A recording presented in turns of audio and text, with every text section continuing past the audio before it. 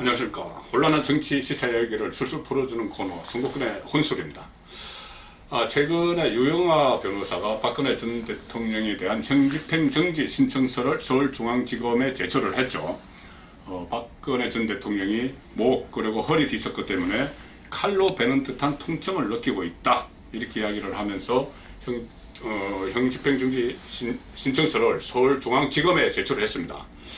지금 서울중앙지검은 조만간 심의위원회를 구성을 합니다. 이 심의위원회는 외부위원 그리고 내부위원 해서 합해서 한 5명이나 10명 정도가 의사도 포함되고요. 심의를 합니다. 심의를 해서 절반 이상이 출석한 자리에서 절반 이상이 형집행 정지에 찬성을 하면은 이것을 윤석열 서울중앙지검장이 최종 결정을 다시 합니다. 그러니까 윤석열 서울지검장은 최종 결정을 할 뿐이 아니고 심의위원들을 또 임명을 하죠. 그러니까 윤석열 서울지검장의 생각에 많이 달려 있는데, 이 상황에서 지금 여당 더불어민주당이 박근혜 전 대통령 형집행 정지는 안 된다, 그래서 불가론을 제기를 했습니다.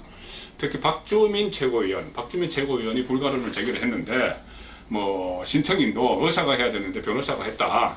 그리고 또 신청 사유나 재판 이런 것이 잘못됐고, 지금도 재판을 보이콧하고 있는데 그렇게 되면 재판 진행이 곤란하다, 또 국민 법감정에 맞지 않다, 이런 4가지 이유를 들어서 4대 불가론을 제기했습니다. 그러면서 나오는 말은 이것은 당 차원의 불가론이라는 것이 민주당 주변에서 나오고, 또 이해찬 대표도 불가론에 동조를 하고 있다, 이렇게 이야기했습니다. 그렇다면은 지금 심의위가 정식 구성도 아직 안 됐죠. 안 됐고 형집행 정지 신청을 한 직후에 집권당에서 검찰에 가이드라인을 준 것은 아닌가, 그런 논란이 일어나고 있습니다. 그러니까 이 가이드라인을 그러면 왜 줬겠느냐. 물론 박주민 의원은 여러 가지 재판 진행 문제나 국민 법감정 이런 것을 이야기하고 있지만은 정치공학적으로는 다른 해석이 가능합니다. 자, 지금부터 살펴보겠습니다. 일단 형집행 정지는 병원으로 이송되죠. 그러니까 지금 될지 안 될지 모르겠지만은 지금 상황에서는 지금 분위기로 보면은 안 될 가능성이 크죠. 가이드라인을 이미 준 그런 문제도 있고. 그런데 이 형집행 정지 이 논란이 지금 특사 여부까지 번지고 있습니다. 형집행 정지는 안 되더라도 특별사면, 문재인 대통령의 특별사면에 의해서 박근혜 전 대통령이 석방될 수도 있다는 것이죠. 그런데 그러니까 이 특사는 지금 징역 25년이 선고된 최순실 국정농단 관련 이 혐의는 지금 대법원에 올라가 있습니다. 대법원에서 확정 판결이 나면은 특사 대상이 될 수 있는 것이죠. 그때부터요. 그렇게 멀지 않습니다. 그런데 언제쯤 사면하는 것이, 지금 박근혜 전 대통령을 언제쯤 사면을 하는 것이 우리 쪽에 유리하고 너희 쪽에 불리할 것이냐, 이 논의가 정치권에서 일어나고 있는 상황입니다. 형집행 정지의 문제뿐이 아니고 특사까지 내다보면서. 왜 그러냐면은 총선이 1년 남았기 때문이죠. 1년 남은 상태에서 각 정파들이 분주히 언제쯤 사면하는 것이, 또는 사면을 하지 않는 것이 좋을지 분주히 주판화를 퉁기고 있는 상황입니다. 일반적으로는 이런 분석이 가능하죠. 총선을 앞두고 빨리 하면은, 지금 당장, 그러니까 지금 빨리 총선 1년 전에 지금이나 좀 더 지난 시점에 하면은 한국당이 유리하고, 총선에 임박해서 늦게까지 있다가 총선에 임박해서 하면은 민주당이 유리할 거다, 이런 예상을 합니다. 자, 만일 총선 직전에 총선을 한두 달이나 두세 달 남겨놓고 박근혜 전 대통령이 특사로 석방되면 어떤 일이 일어날 것 같습니까?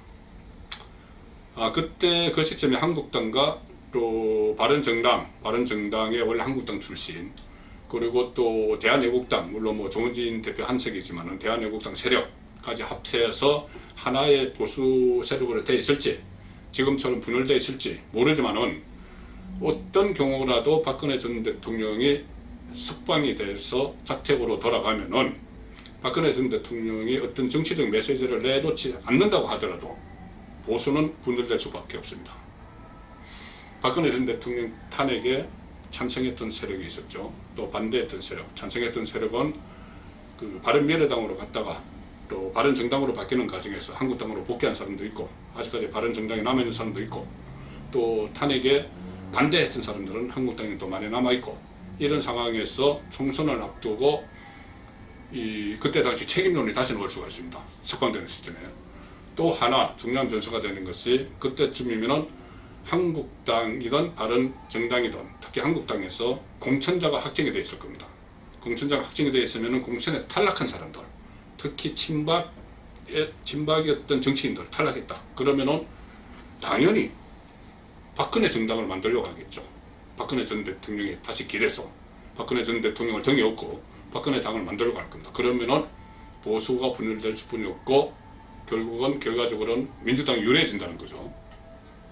자, 그런데 만약에 지금 좀 이런 시점에 좀 총선이 좀 멀리 떨어지는 시점에 그 사면을 단행을 하면은 아무래도 이 충격이 덜하겠죠. 총선 때까지 이 어떤 찬성파 그리고 탄핵을 했을 때 찬성파와 반대파 사이의 충돌을 완충하는 그 시간을 볼 수가 있는 겁니다. 자, 문제는 문재인 정부에서 혹시 그런 정치공학적 계산법을 기준으로 박근혜 전 대통령 사면 문제에도 접근하는 것이 아닐까, 또는 접근할 가능성 있죠. 물론 문재인 대통령이 결정을 한 것은 아니죠. 아닐 수도 있죠.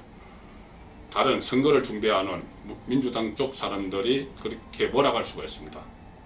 그렇게 되면은 박근혜 전 대통령 입장에서는 다시 한번 정치적으로 희생당하는, 이용당하는 그런 결과가 올 수도 있는 겁니다. 최근에 박근혜 전 대통령 석방을 놓고 정치권에서 여러 가지 계산을 하면서 이 정치적 시각으로, 정치공학적 시각으로 접근하는 모습을 보고 느낀 점입니다. 송국근의 혼술 33번째 장이었습니다.